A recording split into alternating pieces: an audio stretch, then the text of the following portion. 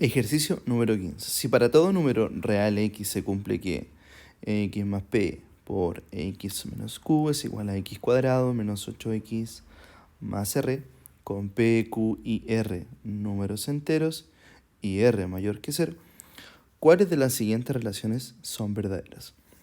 En primer lugar, una de las cosas importantes que hay que establecer es que r es mayor que 0. Si ustedes recuerdan, este tipo de factorización dice lo siguiente. Si yo tengo un x más un a, un x más un b, y tengo x cuadrado, un cx cuadrado más un dx más un e, esa es la forma, dice que el a por el b es igual al e y que el a más el b es igual al d. De tal forma que en nuestra ecuación x más p y x menos q tiene que tener números, por ejemplo, sí o sí números positivos, por ejemplo, pero en ese caso 4 más 2 nos da un positivo, entonces no nos sirve porque el término central tiene que ser negativo. Por tanto, a ambos numeritos tienen que ser números, tiene que resultar que aquí adentro nos queden números negativos. Por ejemplo, menos 6 y el x menos 2. Por ejemplo, en ese caso, ¿qué es lo que tenemos? Menos 6 menos 2 me queda menos 8 y menos 6 por menos 2 me queda menos 12. En ese sentido, es importante establecer que el p sí o sí tiene que ser distinto de q, porque miren lo que pasa. Imagínense que x efectivamente, el p efectivamente es menos 6, entonces quedaría como menos 6 ahí.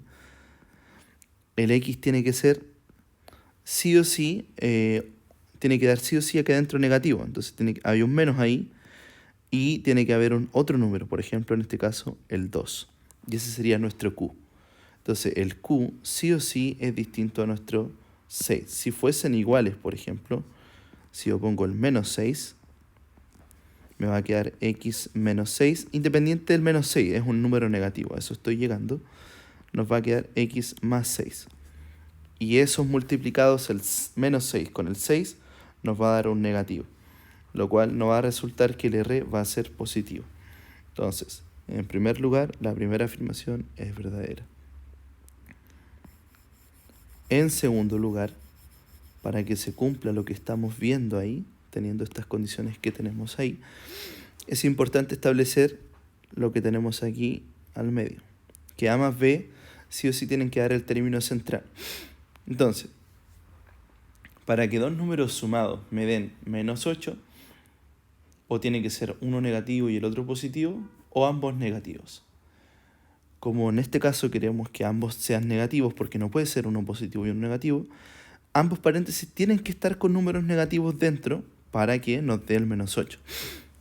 Entonces, ¿qué es lo que les decía recién? X menos, por ejemplo, el 4, que estamos hablando del x más p, ¿ya? Ahí en ese caso el p es igual a menos 4. Para que me dé el menos 8 de ahí adentro, esto tiene que ser x menos 4, ¿sí? Puesto que menos 4 más menos 4 me da menos 8. ¿Y esto qué significa? Que el q es igual a 4. Entonces el q tiene que ser sí o sí mayor al p, que es lo que tenemos acá y ahí. Y como ambos, uno tiene que ser negativo y el otro tiene que ser positivo, claramente la multiplicación de un negativo por un positivo me da menor que 0, que es la tercera opción. Así que es la alternativa